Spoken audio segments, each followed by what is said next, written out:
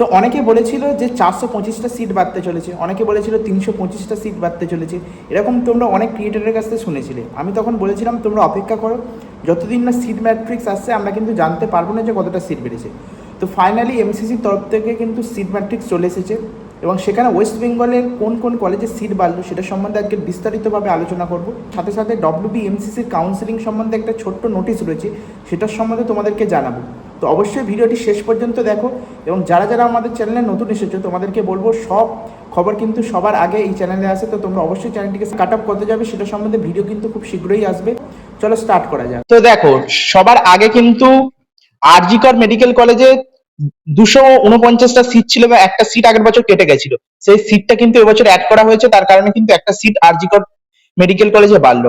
এবার আইপিজিআর বা এসএসকেএম এ আমাদের আগে 200টা সিট ছিল, এবার 250টা সিট হলো, টোটাল 50টা সিট কিন্তু বাড়লো। যদি আমরা আসি বর্ধমানে, যেটা সম্বন্ধে আমি তোমাদের কনফার্মেশন দিয়েছিলাম যে এটা বাড়ার চান্সেস রয়েছে, কিন্তু যতক্ষণ না এমসিসি তরফ থেকে জানানো হচ্ছে আমরা এই বিষয়ে ডিসকাস করবো না, আমি বলেছিলাম।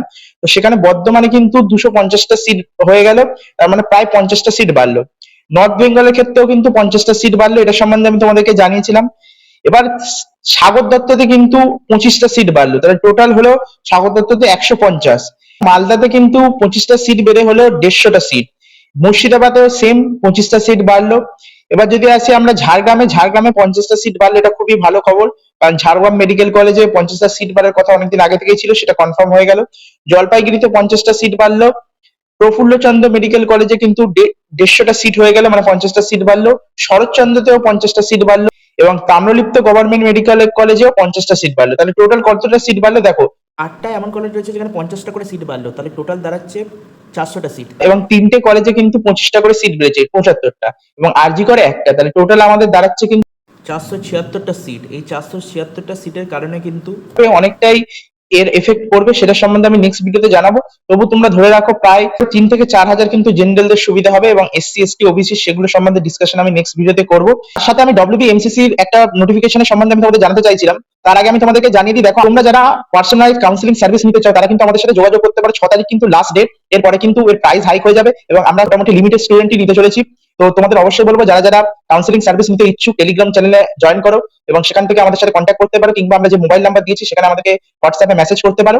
যেমন 1-to-1 কল সার্ভিস এবং ভিডিও কলের সাহায্যে কিন্তু আমরা প্রত্যেকটা আপডেট দিই, এবং ভিডিও কলের সাহায্যে তোমাদেরকে জানিয়ে দেওয়া হবে পুরো প্রসেসটা, এবং তোমরা যখন খুশি কিন্তু আমাদের কাছ থেকে ডাউট জিজ্ঞেস করতে পারবে, সাথে সাথে তোমরা 1-to-1 আমার সাথে কল করতে পারবে। তো যারা যারা নিতে ইন্টারেস্টেড তারা কিন্তু যোগাযোগ করতে পারো।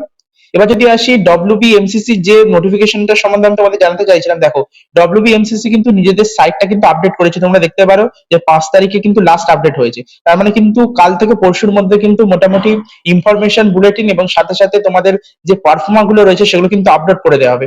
তো আমরা মোটামুটি ধরতে পারি 5 তারিখে এরকম হচ্ছে, মানে 15 তারিখের মধ্যে কিন্তু ডব্লিউবিএমসিসি কাউন্সিলিং স্টার্ট হয়ে যাবে।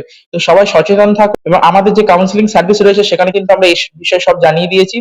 তো তোমরা চাইলে জয়েন করতে পারো, এবং আশা করি আবার দেখা হবে। বাই।